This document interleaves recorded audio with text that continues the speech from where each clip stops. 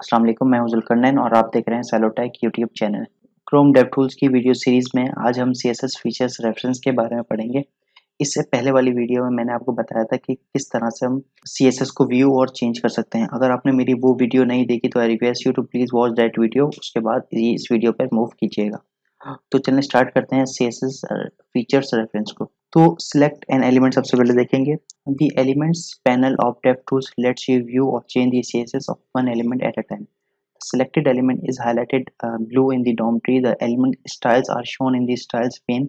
See in view element CSS of for a tutorial. यहाँ पर ये बोल रहे हैं कि जो एलिमेंट पैनल होता है वहाँ पर हम किसी भी एलिमेंट को देख सकते हैं और जो भी एलिमेंट हम सिलेक्ट करते हैं वो वहाँ पर ब्लू एज शो हो रहा होता है, हाईलाइटेड शो हो रहा होता है।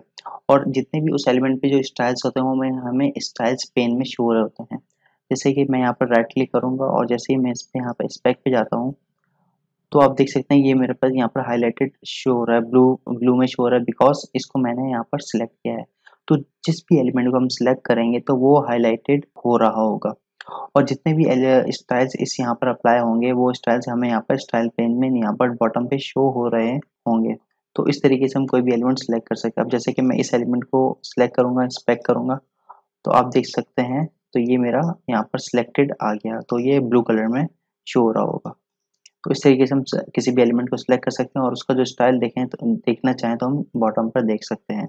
उसके बाद आता है हमारे पास अच्छा, जैसे कि यहाँ पर there are many ways to select an element. सबसे पहला तरीका तो मैंने आपको बता दिया, आप राइट क्लिक करके इंस्पेक्ट करेंगे तो आपके पास एलिमेंट सिलेक्ट हो जाएगा। सेकंड मेथड है in the depth click an element और प्रेस कंट्रोल शिफ्ट। तो जैसे ही हम यहाँ पर क्लिक करके कंट्रोल शिफ्ट सी करेंगे तो हमारे पास जो एलिमेंट है वो, सॉरी मैं इसको क्लोज कर देता हूँ। यहाँ पर जैसे ही कंट्रोल शिफ्ट सी दबाऊंगा तो आप देख सकते हैं यहाँ पर मेरा एलिमेंट ओपन हो जाएगा। और अगर आप मैकबुक यूज़ कर रहे हैं तो आप कमांड शिफ्ट सी का यूज़ करेंगे। In the depth click the element in the geometry. तो आप देख सकते हैं किसी भी एलिमेंट को इस तरीके से भी सिलेक्ट कर सकता हूँ। उसके बाद लास्ट मेथड जो आता है हमारे पास किसी भी एलिमेंट को देखने का, रन अ क्यूरी। हम क्यूरी को रन करेंगे कंसोल के अंदर। तो सबसे पहले मैं ओपन कर लेता हूँ अपना डेप्थ। हम कंसोल पैनल में जाएंगे और यहाँ पर मैं डॉक्यूमेंट, अच्छा अगर आपको डॉक्यूमेंट का आइडिया नहीं है तो मैं बता दूं कि डॉक्यूमेंट का मतलब होता है कि जो पूरा पेज होता है उसको हम डॉक्यूमेंट बोलते हैं। तो जैसे ही डॉक्यूमेंट डॉट क्यूरी सिलेक्टर मैं यहाँ पर सिलेक्ट करूँगा और यहाँ पर मैं पैराग्राफ को सिलेक्ट करूँगा। तो जैसे ही मैंने पैराग्राफ को सिलेक्ट किया आप देख सकते हैं पूरे पेज के अंदर जो पैराग्राफ्स है वो यहाँ पर शो हो रहा है। तो इस तरीके से भी हम एलिमेंट को सिलेक्ट कर सकते हैं। फिर हमारे पास आता है व्यू सीएस। हम किस तरीके से सीएसएस को देख सकते हैं। तो view the external style sheet where rule is defined. जैसे कि आपको मालूम है कि जब भी हम कोई स्टाइल शीट ऐड कर सकते हैं तो तीन तरीके से हम स्टाइल शीट को ऐड कर सकते हैं। नंबर वन, हम कोई एक्सटर्नल स्टाइल शीट यूज़ कर सकते हैं, या फिर इनलाइन होता है, या फिर पेज के अंदर ही हम उसको सीएसएस को यूज़ कर सकते हैं। तो अगर आप एक्सटर्नल स्टाइल शीट को देखना चाहते हैं तो स्टाइल पेन के अंदर click the link next to the CSS. तो जैसे हम यहाँ पर इंस्पेक्ट करेंगे तो स्टाइल पेन के अंदर आपको जो भी स्टाइल है उसके बिल्कुल सामने यहाँ पर आपको लिंक शो हो रहा होगा, वो उसकी एक्सटर्नल फाइल का लिंक शो हो रहा होगा। तो इस तरीके से आप यहाँ से एक्सटर्नल स्टाइल शीट को भी एक्सेस कर सकते हैं। फिर हमारे पास आता है view only the CSS that is actually applied to the element. क्योंकि जैसे ही हम स्टाइल पेन पे जाते हैं तो वहाँ पर बहुत सारी सीएसएस शो हो रही होती है। अब ज़रूरी नहीं है कि वो तमाम सीएसएस जो है वो हमारे एलिमेंट पे अप्लाई हो, तो उसमें से कुछ सीएसएस ऐसी होती है जो कि अप्लाई नहीं हुई होती। तो अगर हम चाहते हैं कि उस स्पेसिफिक एलिमेंट पे कौन सी सीएसएस यूज़ हुई है तो हम किस तरह से देखेंगे वो मैं बताऊँगा। तो सबसे पहले आप राइट क्लिक करेंगे, सेलेक्ट करने के बाद राइट क्लिक करेंगे और इंस्पेक्ट में जाएंगे।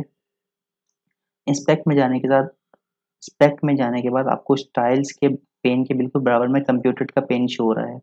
तो यहाँ पर इस कंप्यूटर के पेन में आपको जितनी भी स्टाइलिंग शो हो रही है ये यहाँ पर एक्चुअली जिसको मैंने सेलेक्ट किया उस पर अप्लाई हुई है।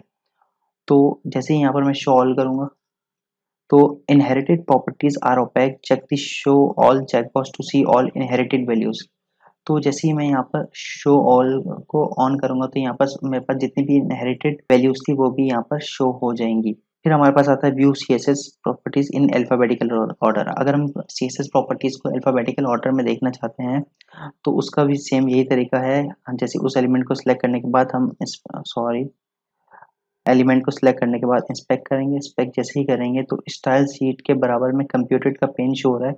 तो यहाँ पर आपको जो प्रॉपर्टीज हैं वो अल्फाबेटिकल ऑर्डर में दिखाई दे रही होंगी। सबसे टॉप पे देखें, आपके पास जितने भी ए के एलिमेंट्स हैं प्रॉपर्टीज हैं वो शो हो रही हैं। देन आपके पास बी की प्रॉपर्टीज शो हो रही हैं। तो यहाँ पर कंप्यूटेड पेन के अंदर हमें अल्फाबेटिकल ऑर्डर में प्रॉपर्टीज शो हो रही होती हैं।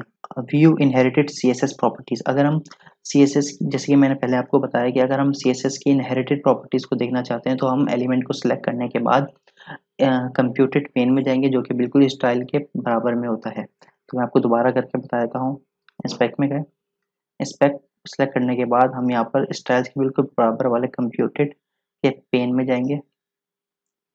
तो यहाँ से आप शो ऑल, जैसे आप शो ऑल करेंगे तो यहाँ पर आपको इनहेरिटेड प्रॉपर्टीज भी शो हो जाएंगी। तो इस तरीके से हम इनहेरिटेड प्रॉपर्टीज को देख सकते हैं। इनहेरिटेड प्रॉपर्टीज को देखने के बाद हमारे पास आता है view and element box model. हम बॉक्स मॉडल को किस तरह से देखेंगे? To view the box model of an element go to the styles tab. If your DevTools window is narrow the box model diagram is at the bottom of the tab. तो जैसे ही मैंने अपने स्टाइल्स टैब में जाऊंगा, style tab में जाने के बाद मैं सबसे बॉटम पे जाऊंगा तो आपको यहाँ पर बॉक्स मॉडल शो हो रहा है। तो अगर हम चेंज करना चाहते हैं, यहाँ पर मैं डबल क्लिक बॉर्डर को चेंज करना चाहता हूँ तो यहाँ से मैं इसको बॉर्डर को चेंज कर सकता हूँ। तो अगर मैं यहाँ से इसकी पैडिंग अप्लाई करना था तो यहाँ पर इसकी पैडिंग और यहाँ से इसका बॉर्डर वगैरह चेंज कर सकता हूँ। बॉक्स मॉडल को देखने के बाद अब हम देखेंगे हम किस तरीके से CSS प्रॉपर्टीज को फिल्टर कर सकते हैं कि सर्च कर सकते हैं। तो आप देख सकते हैं स्टाइल पेन के बिल्कुल नीचे आपको फिल्टर का एक इनपुट बॉक्स नजर आ रहा होगा। तो यहाँ पर आप कुछ भी टाइप करें, अगर मैं यहाँ पर बैकग्राउंड कलर क्लिक करूंगा तो आप देख सकते हैं मेरे पास यहाँ पर फिल्टर शो हो रहा है। तो यहाँ से हम फिल्टर कर सकते हैं। फिल्टर करने के बाद अगर आप चाहते हैं कि क्लास को हम टॉगल करना चाहते हैं, उसे ऑन और ऑफ करना चाहते हैं, तो सबसे पहले आप एलिमेंट के पैनल में जाने के बाद स्टाइल्स के पैनल में जाएंगे और यहाँ पर HOV पे सिलेक्ट करेंगे तो यहाँ से आप सूडो क्लास को ऐड और रिमूव कर सकते हैं। सूडो क्लास को ऐड और रिमूव करने के बाद हम view used and unused CSS with the coverage tab, हम किस तरीके से यूज्ड और अनयूज्ड CSS को देख सकते हैं।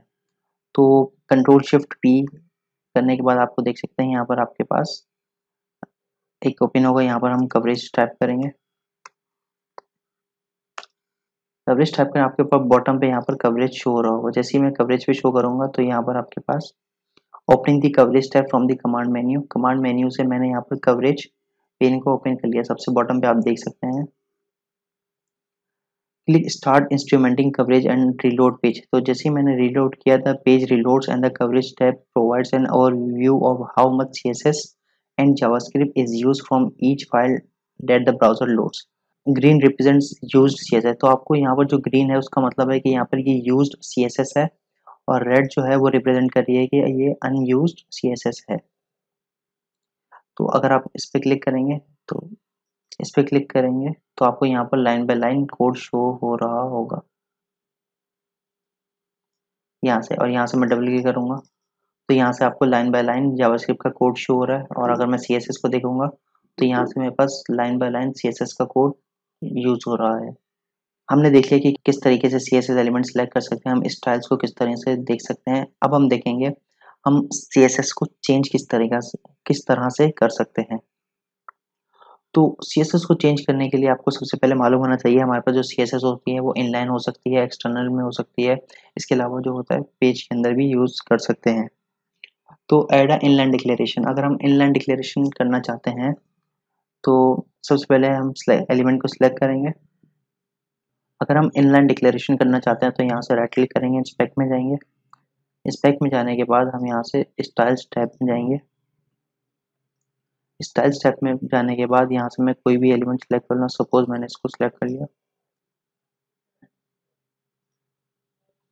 तो ये मेरे पास H4 जो है टैग ये मेरे पास सिलेक्टेड है। अगर मैं इस H4 टैग में न्यू क्लास ऐड करना चाहता हूँ या इनलाइन कोई भी स्टाइल ऐड करना चाहता हूँ तो एलिमेंट डॉट स्टाइल में जाने के बाद यहाँ पर मैं कोई भी स्टाइल ऐड कर सकता हूँ। यहाँ से मैंने बैकग्राउंड कलर सेलेक्ट किया और रेड सेलेक्ट किया। आप देख सकते हैं मेरे पास बैकग्राउंड कलर रेड। अब तो मेरे पास इनलाइन CSS ऐड हो गई।